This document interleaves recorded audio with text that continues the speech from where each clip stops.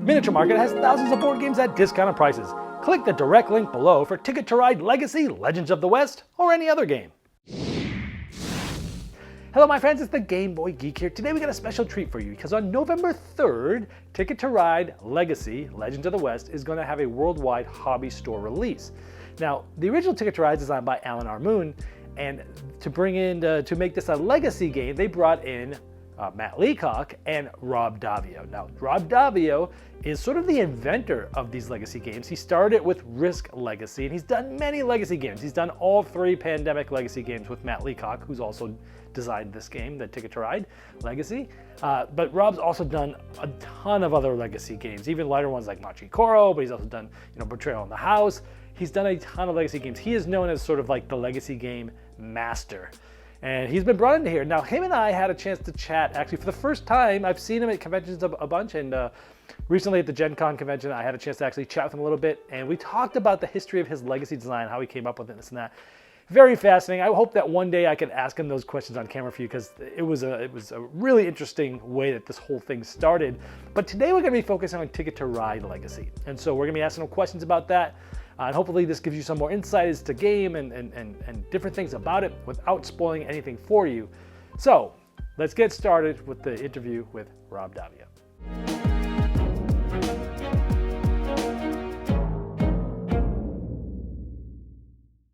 Before we get to the moment you've been waiting for, I wanted to let you know that Game Toppers Kickstarter 4.0 is coming soon. Well, they'll have 10 new thematic game mats, including Vincent Dutray's Lost Worlds Jungle Mat, and new accessories and storage solutions, along with custom thematic art on rails of the Game Toppers, and they're giving away the new Young Sherlock Game Topper package, which is great as a movable coffee table, children's gaming table, and for puzzles. Scan the QR code or go to GameToppersLLC.com to enter and win now.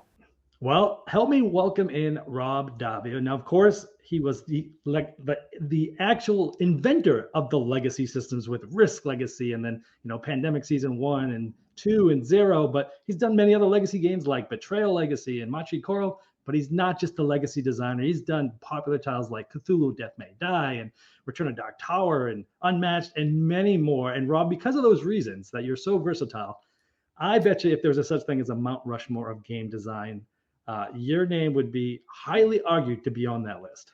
Well, thank you. You said versatile. I'm like, oh man, I keep doing the same thing. I just try to tell stories and do stuff that I'd want to play. But no, I appreciate that. That's great. Yeah, it's been it'll be 25 years of doing this full time next month or in November or something. That's amazing. I mean, you and I had crossed paths many times at conventions, but just recently at Gen Con, you and I actually had a chance to kind of talk a little further. And we talked a lot about a lot of legacy things that you did and just the history of it all. It was so fascinating that someday I would love to get that, the questions that we talked about, the things that we discussed. I'd love for people to hear about that. But today we're here to focus on Ticket to Ride Legacy, Legends of the West. Mm-hmm. And so when you come to this, I mean, I first heard about this at the Gathering of Friends in April, and Ticket to Ride is one of my favorite games. And when I was taken up to the room to see this, I didn't even know what I was going to see. It's the first time in my life that I actually got goosebumps looking at a game. Like literally, like I showed Days of Wonder my arm, and the hair was standing up. I was so excited. This thing had been a secret for how long has this thing been a secret? How long did it take? A long time. We started in 2016 or 2017. Matt Leacock is thank goodness, a compulsive journaler when we're working. So he keeps notes on all the meetings. And we had a kickoff meeting like summer of 2016, I think, although it might have been summer of 2017. I could check, but it's sort of irrelevant. And then we didn't do anything until the next April when I'm guessing we were at the Gathering of Friends. So I think we had a meeting, kind of talked over it. Alan likes to say that Matt and I then blew him off for a year, which I was like, no, we didn't. And then I look at the journal, I go, oh, maybe we did. I think we were finishing up season 2 of Pandemic Legacy and just needed to do that before starting a new one. Yeah. And then, then we worked on it for about 2017 through 2020. It was stately. So it's been around for a while. So interesting. Now you've done lighter games like Machi Koro Legacy, right? And now Ticket to Ride's not quite as heavy as Pandemic, right? So when you get into something like this, what was sort of the design goals? Who is this game for, and what did you want them to feel? Because some people, many people know Ticket to Ride or have at least heard of it, and some people may have not. So, were you trying to specifically hit a target group, or were you hoping this game was going to be for everybody? And let's tell a story. Tell us what sort of the design goals were. Right. Well, no game is for everybody. I mean, there are games that are on the top 10 or 20 of BGG that I'm like, well, it's not for me, right? But it's clearly for a lot of people and vice versa. I love some obscure games that people are like, why do you like that? So there's no game that's for everyone. And Ticket to Ride is sold 80 bazillion copies or something like that. So it's got a wide built-in audience. Um, I think we were talking about people who were not necessarily, so if the people buy all the Ticket to Ride, they'll probably buy it. But we're really looking for the people who maybe hadn't heard of a legacy game or hadn't played one, but knew Ticket to Ride, and then they could pick this up and learn. So we were very careful to try to make it an accessible early legacy game, because even now, if you try to explain to someone who hasn't played one, there's a lot of, wait, you do what?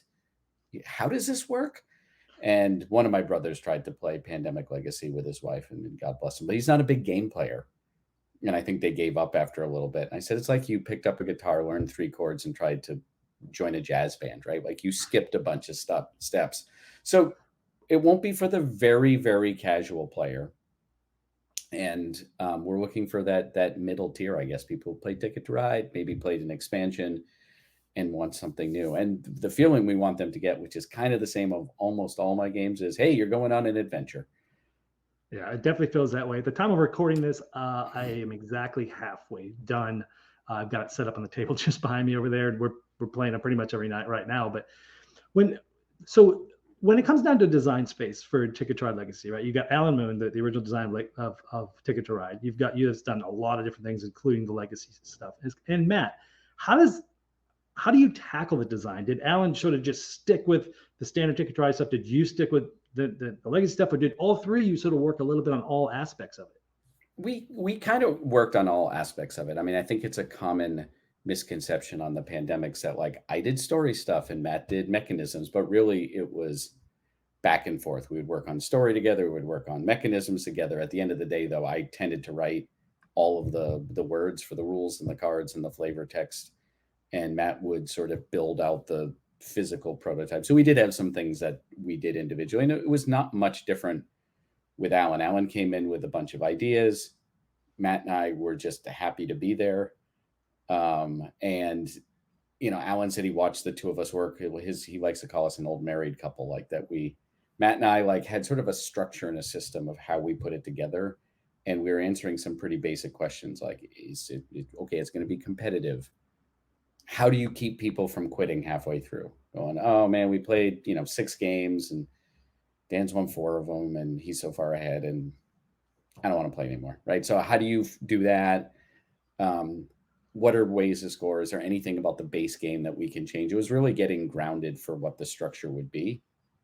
And once we had that, it was then off and running to design content. I mean, it's no secret when you open the game, you see a puzzle cut board of an incomplete jigsaw puzzle, and assuming people understand that what jigsaw puzzle, like, you realize that there's the rest of the United States and North America to explore, and you see a bunch of boxes with names of different sort of regions, some very recognizable and some a little bit more obtuse. And so like you kind of know right away, like once we got that structure, it's like, not to quote Seven, but what's in the boxes and how do you explore them? And that was fun. That was a couple of years of moving pieces and figuring out what worked and what didn't. Yeah, that's interesting. Yeah, you mentioned about being far behind. I am extremely far behind in mine. So I've seen different ways already that I can hopefully try to catch up as I'm putting stuff in the vault. Obviously, we're not going to spoil anything here. So yeah, I'm glad to hear that I might still have a shot. Oh yeah. There's a number of different things we tried to do, right? There's a number of different ways that end game score and campaign scoring will take place. Right. Certainly how you do within a game is going to make a difference. And there's a bit of a baseline that people have. But for those of you who are unfamiliar, because the game's not out, you have a little tuck box, and half of it is just a regular like tuck box where you put cards in and out at the beginning of the game. You open it, but the back half of it is a vault. So it's sealed with a slit in the top, and you put things in and you don't take them out until the end of the campaign. And you'll be surprised at how much all those other things will add up. Yeah, yeah, it's really cool. And again, I don't want to spoil anything, but I can already see some of the things that are going to help me do that. But I'm glad to hear I'm not totally out of it yet. Now with Matt Leacock, this is such an interesting thing. You said Alan said you guys are like a married couple, and because that was like when I saw your name on the box, that didn't surprise me. I'm like, well, duh, right? And then I saw Matt's, and I'm like, interesting. How in the world did that happen? Did he hear you guys talking about? He's like, hey, I want to jump in this too, or like, because Matt's known for doing Pandemic and doing the legacy stuff. But to see him on the box with you and Alan and Ticket to Ride Legacy, how did that come about? Alan asked us. He said that a number of people had asked him to do, or asked about, or some even offered, like, "Hey, you should do a legacy game of Ticket to Ride." And he kind of thought about it and was like, "Maybe." And then he had played Pandemic Legacy, and he really enjoyed it. And he thought, "Well, if I'm going to do it, I should do it with these two people who made this game, because I really enjoyed this game, and I'd like to see how they made it." And so he asked both of us, and I remember he emailed us, and then Matt and I emailed aside. I'm like, "We're doing this, right?" Matt's like, "Oh yeah, we're doing this. Like, this sounds great. Let's do this." And then it just took a little while for it to come together. And so I often co-design. It was really nice to work with a team of three, because for the most part, two people would align and say, "No, we like this idea," and then the third person go, "Okay, okay." But it's a forgiving group. Every once in a while, one of us could and did say, "Hey, I really think this is important. I want to try it at least for the next prototype." And then we've been doing this long enough that if it didn't work, any one of us could say, "I know I argued for it. Bad idea. That didn't work. My mistake. Thank you for letting me." But then if it did work, the other two would go, "Oh, we were wrong. Yeah, thanks for sticking to it." Now, Betrayal Legacy, I think it has like 6 credit designers. I mean, I imagine that working with 3 is a good sweet spot, possibly. I was a designer on that, but I had a pretty big team. I had a developer and haunt writers, and I had like, oh, that was a big project now that I think about it, because when it started out, there was myself and like two other people doing early concept work. But most of Betrayal is content. It's haunts, it's cards, it's story. And some of the early people who are working on it were more top level concept people. And then I had to almost sort of switch teams midstream and get people who could write haunts and figure out cards and keep track that nothing we were saying, either calling for a card or doing something, wasn't broken.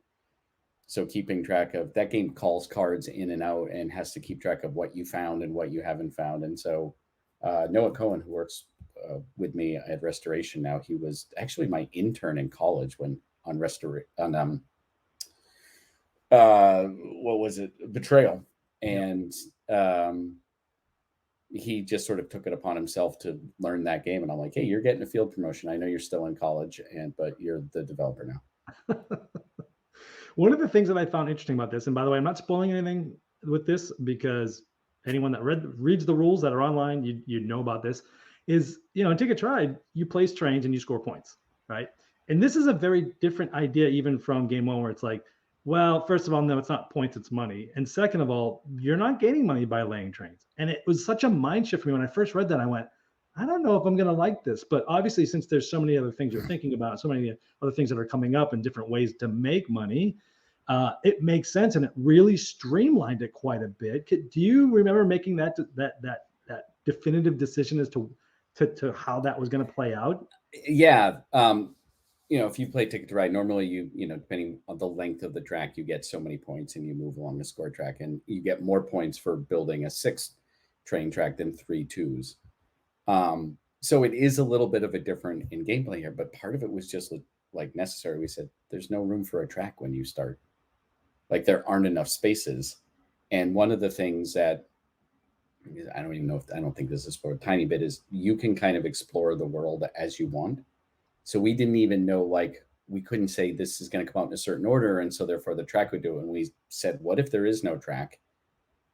And I think it was me, I don't remember though, said something like, what if, because there is still scoring, which is you get money based on trains you have remaining fewer. So if you get more trains out, you do get more money at the end of the game. But in this case, it's not difference from 1 6-train track to 3 twos, but you do get rewarded for getting a lot of trains out. And it's quite a big difference between 0, 1, 2, and like 5 trains. So you're encouraged to get them on the board. So it's sort of there, but it's a cousin of it.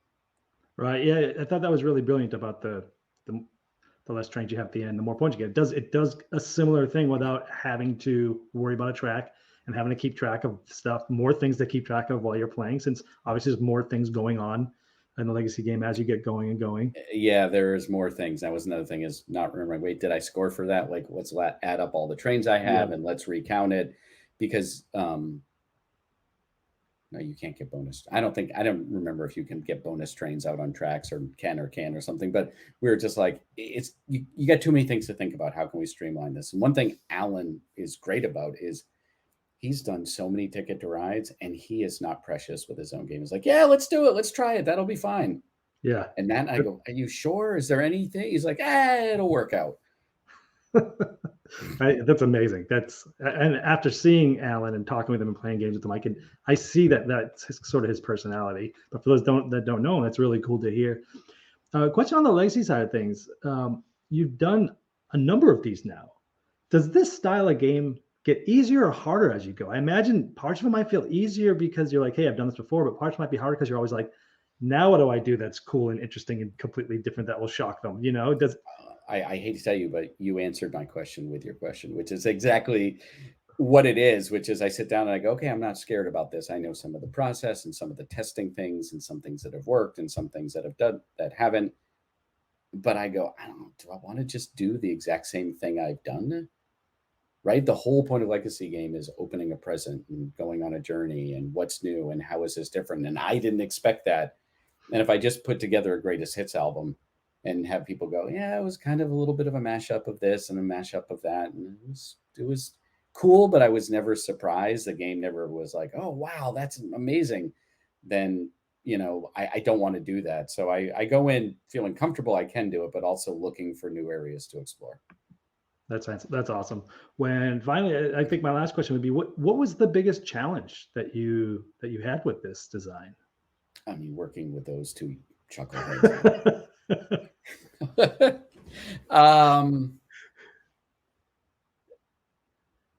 It was a pretty smooth game because we didn't have a timetable, and then when we turned it over, the pandemic was going on and everything got delayed, which meant that they had time for. So on the one hand, you go, oh, we finished this years ago and it's not out, but it meant that the localizers could really translate everything and ask us questions, because English is a sloppy language. Yeah. And we go, oh, that makes sense. And then you get someone like German, they go, when you say this, does it mean A or B? And you go, oh, wow, that can mean two different things.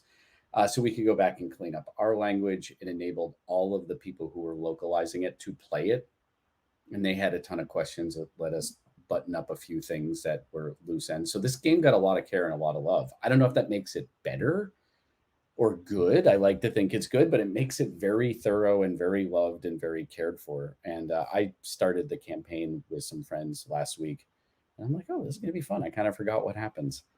Right. But if there's any decisions or anything that need to be made, I'm like, oh, why don't you make them? Right. I don't want to make these decisions.